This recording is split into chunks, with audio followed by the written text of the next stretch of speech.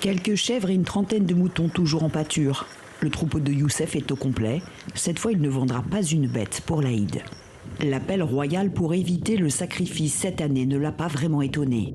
Malgré les raisons invoquées il y a 3 mois, la sécheresse récurrente et la diminution du cheptel marocain, beaucoup d'éleveurs ont investi. Moi, je n'en ai pas acheté beaucoup, pas autant que les années précédentes pour l'Aïd. Mais certains ont pris le risque. 30 à 40% des éleveurs ont fait comme d'habitude. Mais ces précautions ne vont pas suffire. Youssef ne peut pas nourrir et payer les soins de toutes ses bêtes, 1 an de plus. Les plus grandes vont me coûter de l'argent, alors que dans 1 an, je les vendrai au même prix que cette année. Je vais donc essayer de les revendre maintenant à moitié prix.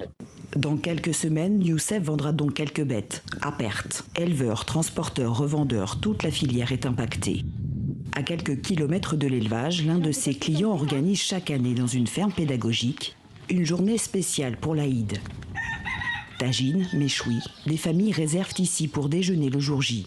Cette activité représente à elle seule 20% de son chiffre d'affaires. C'est une organisation qui prend environ 2 mois à l'avance. Cette année, on vient de faire la publication de l'annonce de l'Aïd. Va-t-il braver la recommandation royale?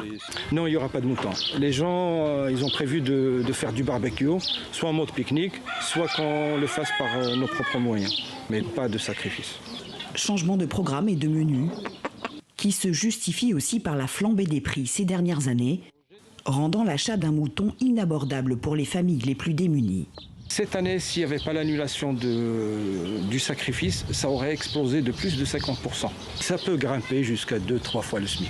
Soit près de 600 € minimum pour des familles parfois obligées de s'endetter. Soulagement pour les uns, décision juste et solidaire pour les autres. Et pourtant, la pression monte à quelques jours de l'Aïd. L'appel royal à annuler le sacrifice est une recommandation, pas une interdiction. Mais certaines autorités locales ont fait le choix de mesures exceptionnelles, comme le contrôle des marchés, des transports ou la fermeture des abattoirs municipaux à Agadir, par exemple, la veille et le jour de l'Aïd.